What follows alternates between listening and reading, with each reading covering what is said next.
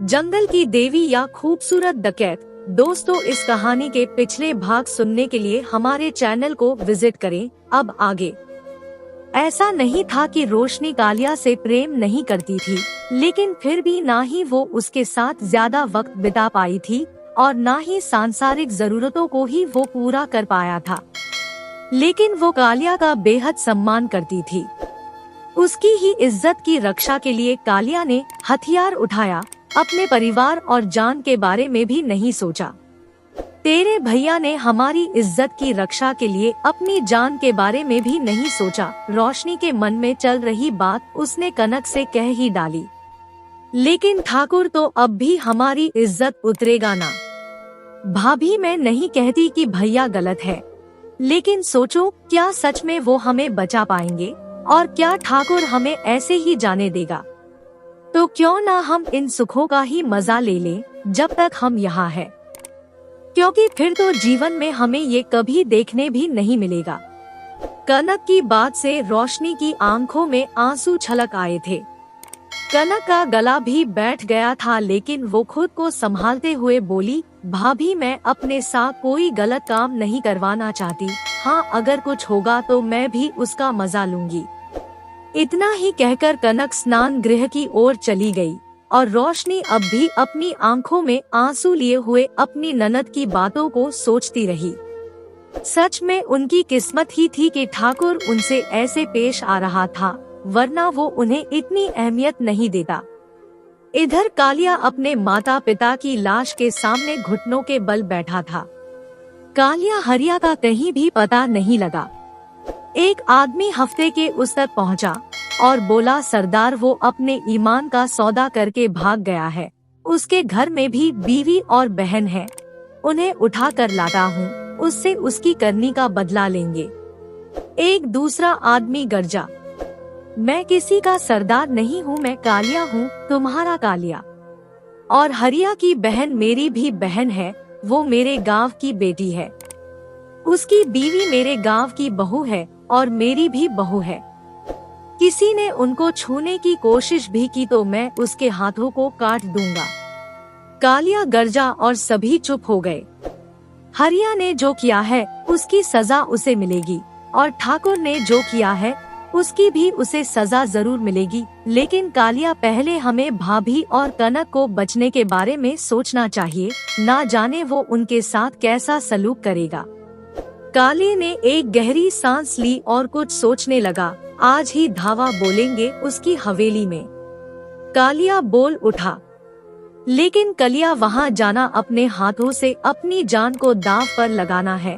तुम तो जानते हो ठाकुर की हवेली नहीं किला है, कोई नहीं बच पाएगा।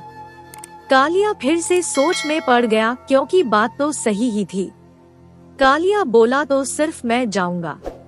तुम पागल हो गए हो क्या? वहाँ तुम अकेले, तुम्हारी जान हम सबके लिए बहुत ही जरूरी है। कालिया, सिर्फ तुम्हारी बहन और बीवी नहीं, इतने लोगों के घर की बहू बेटियां आज तुम्हारे ही कारण सलामत है। कालिया ने कहा, अगर मैं ना रहा तो तुम इस गिरोह को संभालोगे। ये गिरोह टूटना नहीं चाहिए। शंभू, उसने शंभू के कंधे पर हाथ रखा। शंभू रो ही पड़ा था। कालिया अपनी जिद पर अडिग था और ये बात सभी को पता थी। बहुत याराना लगता है। बसंती, इन कुत्तों की सामने मत नाचना। गब्बर, मैं तेरा खून पी जाऊंगा। वाह मेरे धर्मेंद्र, भाभी मस्त फिल्म है ना सोले। धर्मेंद्र, देखो ना क्या दिखता है। कनक टीवी स्क्रीन को देखकर तालियां बजा रही थी। रोशनी को उसकी ये हरकतें बिल्कुल भी पसंद नहीं आ रही थी, लेकिन क्या करे, वो भी बार बार फिल्म की ओर आकर्षित हो जाती थी। लेकिन फिर नजर बचाकर विक्रांत ठाकुर, प्राण ठाकुर का छोटा भाई, की ओर देखती और डर जाती, जो सोफे में बैठे हुए कनक की हरकतों का मजा ले रहा था। विक्रांत लगातार कनक को ही घूरे जा रहा था, जैसे रोशनी का कोई अस्तित्व ही नहीं हो। वो दोनों किसी रानियों की तरह सजाई गई थी और एक बड़े से कमरे में बड़े से सोफे पर बैठी थी, जहां सामने एक साफ पर्दा लगा हुआ था, जिसमें अभी शोले चल रही थी। ये विक्रांत का ही कमरा था। विक्रांत ने जब कनक को पहली बार देखा, तब ही उसका कनक पर दिल आ गया था। विक्रांत प्राण से थोड़ा अलग था। जहाँ प्राण को फूलों को निचोड़ने में आनंद आता था, वहीं विक्रांत को फूलों की धीमी सुगंध में वो भी कनक का धीरे धीरे आनंद लेना चाहता था।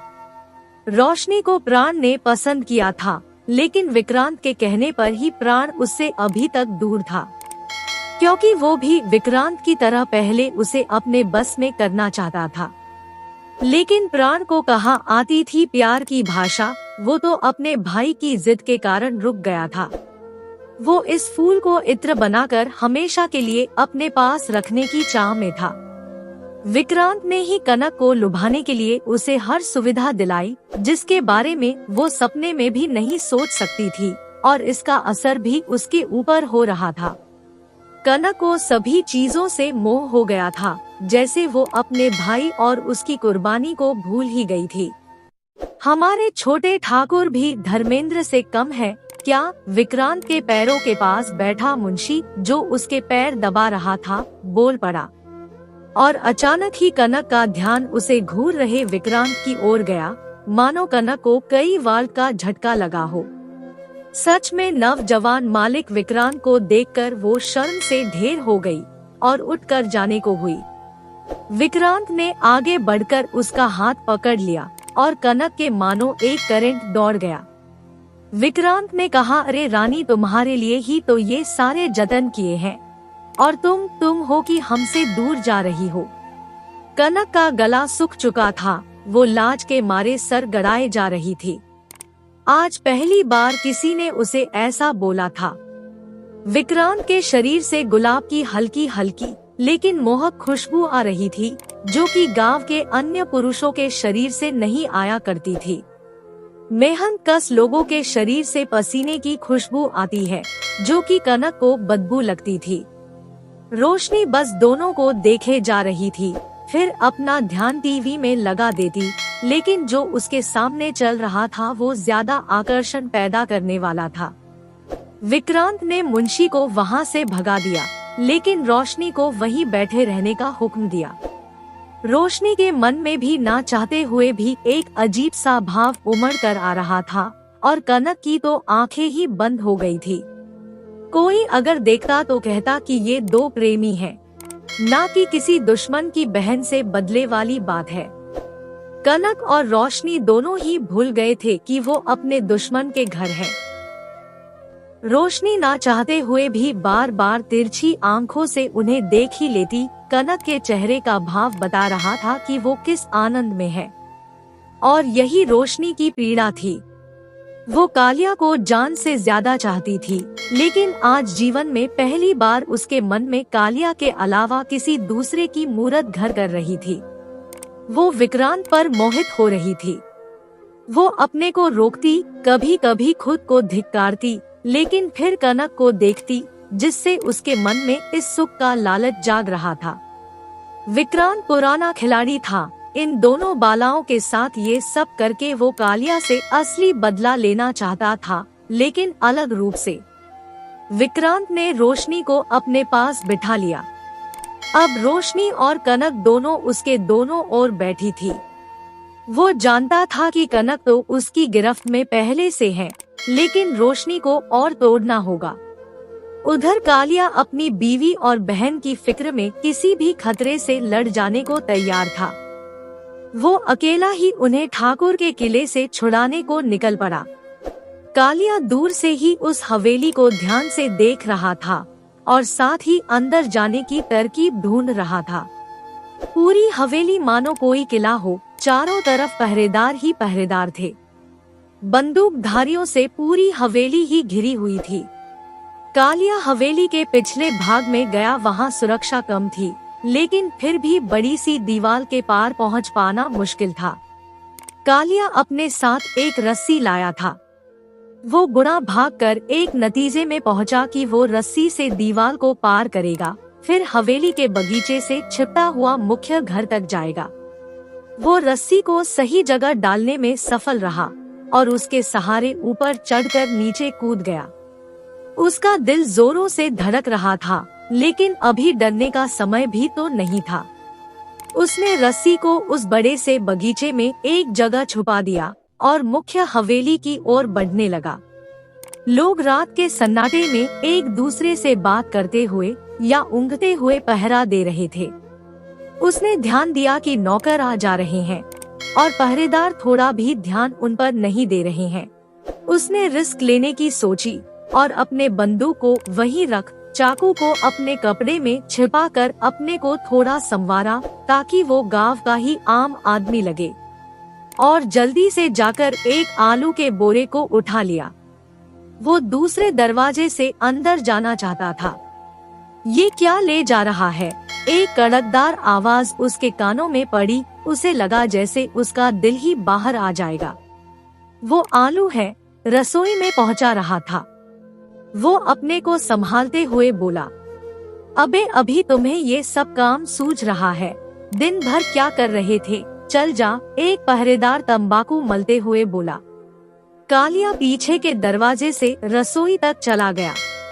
बड़ी सी रसोई थी, लेकिन ठाकुर के परिवार के रहने का कमरा ऊपर था। ये नौकरों की जगह थी। कालिया ने रात का फायदा उठाया और आहिस्ते से एक पाइप के सहारे ऊपर पहली मंजिल तक आ गया। बड़े बड़े दरवाजों और खिड़कियों से सुशोभित आसियान था। कालिया को समझ ही नहीं आ रहा था कि इतने कमरों में आखिर रहता कौन होगा, और जहां उसे जाना है वो कमरा कौन सा होगा, या ठाकुर ने उन्हें हवेली के अलावा कहीं और रखा है। पहली मंजिल से नीचे का नजारा साफ साफ दिख रहा था, जहां कई पहलवान हाथों में बड़ी बड़ी बंदूक लिए टहल रहे थे। सामने से जाना अब भी खतरनाक था। उसने फिर से पीछे का रुख किया। उसने पीछे की ओर से खिड़कियों में झांकने की सोची, लेकिन नीचे गिरने का और किसी के देख लेने का डर उसे सता रहा था। वो बेहद परेशान था कि उसे किसी के पायलों की आवाज सुनाई दी। देखा तो एक सजी सवारी लड़की माथे में लाल सिंदूर लगाए और लगभग पूरे दुल्हन के लिबास में झमझम करती उसी ओर आ रही थी। वो छुपने को भागा। इतने बड़े घर में उसे समझ ही नहीं आ रहा था कि जाए तो कहाँ जाए। उसे सीढ़ियाँ दिखाई दी और वो उसी में चढ़ता गया। वो हवेली की छत पर था। 3 मंजिलों की हवेली बाहर और अंदर से विशालकाय थी और पूरे ओर से दूर दूर तक खेतों से घिरी हुई थी। थोड़ी दूर उसे जंगल भी दिखाई दे रहा था। छत पूरी तरह से शांत थी। वो वहां से नीचे देख पा रहा था। साथ ही उस हवेली की सही संरचना भी उसे तभी समझ आई। असल में वो हवेली वर्गाकार थी। जहां वो खड़ा था वो एक छोर था। वर्ग की चारों भुजाओं की तरह कमरे बने हुए थे और बीच में बड़ा सा बरामदा था जो कि बाहर से नहीं दिखता था। वो एक छोर में खड़े हुए दूसरे छोर के कमरों को देख पा रहा था। जो कमरे खुले हुए वो अपने वैभव की कहानी खुद ही कह रहे थे। इतने बड़े घर में रहते कितने लोग होंगे, उसके दिमाग में अनायास ही आ गया। तभी उसे फिर से झमझम की आवाज सुनाई दी। जिस आवाज से भागकर वो यहाँ आया था, फिर से उसे सुनकर वो डर गया। लेकिन फिर उसे याद आया कि वो एक अकेली औरत है और कालिया के पास उसे डराने को एक चाकू भी तो है। वो सतर्क होकर अंधेरे में एक कोने में जा छिपा। वो लड़की आई और छत की एक छोर में जाकर बैठ गई। वो सामने कुछ देख रही थी। फिर उसने अपने हाथों से कुछ निकाला और अपने मुंह में लगा लिया। कालिया ने पहली बार किसी औरत को ही सिगरेट पीते हुए देखा था। उसने ठाकुर को ही ऐसा करते हुए देखा था। बाकी गांव के लोग तो बस बीड़ी में ही खुश थे। वो गहरे कस लगाए जा रही थी, जैसे किसी गंभीर से ख्यालों में हो। थोड़ी ही देर हुई थी कि उसकी नजर अंधेरे में छिपे हुए कालिया पर पड़ गई। कौन है वहाँ? कालिया को लगा कि जैसे बचने का कोई भी चारा नहीं है। वो बोला, मालकिन, हम हरिया है। कौन हरिया, और यहाँ क्या कर रहे हो? पता है ना कि यहाँ नौकरों को आने की अनुमति नहीं है। माफ कीजिए मालकिन, चलो जाओ यहाँ से। कालिया चुपचाप उठा और वहाँ से जाने लगा, लेकिन किस्मत को तो कुछ और ही मंजूर था। छत में बिछे पानी के एक पाइप में कालिया का पैर फंस गया और वो गिर गया। साथ ही उसके कपड़े में रखा चाकू उसके कपड़े से निकलकर सीधे उस लड़की के पैरों में गिर गया। लड़की उस चाकू को तो कभी कालिया को देखती। इतना बड़ा चाकू देख उसे किसी अनहोनी की आशंका हुई। वो चिल्लाने को हुई ही थी कि कालिया ने फुर्ती दिखाई और जाकर उसे दबोच लिया। उसके मुंह को जोरों से बंद कर दिया और पैरों से ही चाकू को उठाकर उसकी गर्दन पर टिका दिया। अब फंस चुका था तो डरना कैसा, थोड़ी भी आवाज की तो सीधे गला रेत दूंगा। कालिया ने कड़क आवाज में उसके कानों में कहा। लड़की सिहर गई और शांत हो गई। कालिया ने धीरे से उसके मुंह से हाथ हटाया। कौन हो तुम और क्या चाहते हो? लड़की ने डरी हुई आवाज में पूछा। मैं क्या करोगी जानकर? चलो पूछ ही लिया है तो बता दूं, मेरा नाम कालिया है। लड़की जितना पहले डर रही थी, कालिया का नाम सुनकर मानो उसका डर ही खत्म हो गया। कालिया, वही कालिया जिसने इतने सालों बाद ठाकुर को उसकी औकात दिखाई और जिससे बदला लेने के लिए वो उसकी बहन और बीवी को उठा लाया है, वही गरीबों का मसीहा। लड़की उसके गिरफ्त से छूट गई थी, लेकिन फिर भी कालिया से दूर नहीं भाग रही थी, ना ही उससे डर रही थी, बल्कि उसकी बातों में अपने लिए तारीफ सुन कालिया भी हैरान रह गया। तुम कौन हो? लड़की ने एक फीकी सी हंसी हंसी। एक अभागन और ठाकुर के जुल्म का एक शिकार। लेकिन अब लोग मुझे इस हवेली की ठकुराइन बुलाते हैं। मैं प्राण ठाकुर की नई पत्नी हूँ। कालिया को याद आया, प्राण ने कुछ महीने पहले ही अपनी पहली बीवी के मरने के बाद अपने से आधी उम्र की लड़की से शादी की थी। तुम तो इस हवेली की ठकुराइन हो, फिर तुम्हें कैसा दुख? कालिया ने व्यंग कसा। लड़की का मुंह दुख से भर गया। ठाकुर ने मेरे पिता के गले पर तलवार रखकर मेरे साथ गलत काम किया था। उसे मैं ज्यादा पसंद आ गई तो वो मुझे हवेली ले आया और अपनी बीवी के मरने के बाद मुझे अपनी बीवी बना लिया। उसके लिए मैं बस एक खिलौना ही हूँ, उससे ज्यादा कुछ भी नहीं। दुनिया को शायद लगता होगा कि मैं इतने बड़े घर की मालकिन हूँ, जमींदार की बीवी, लेकिन असलियत तो मैं ही जानती हूँ। मेरे पिताजी ने मुझे फूलों की तरह पाला था, अच्छे संस्कार दिए थे, पढ़ाया लिखाया।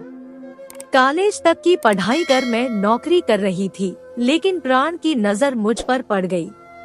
मैं पढ़ी लिखी हूँ, शहर की रहने वाली हूँ, शायद इसलिए इसने मुझे अपनी पत्नी का दर्जा दे दिया, वरना शायद मैं भी उसकी रखैल बनकर रह जाती।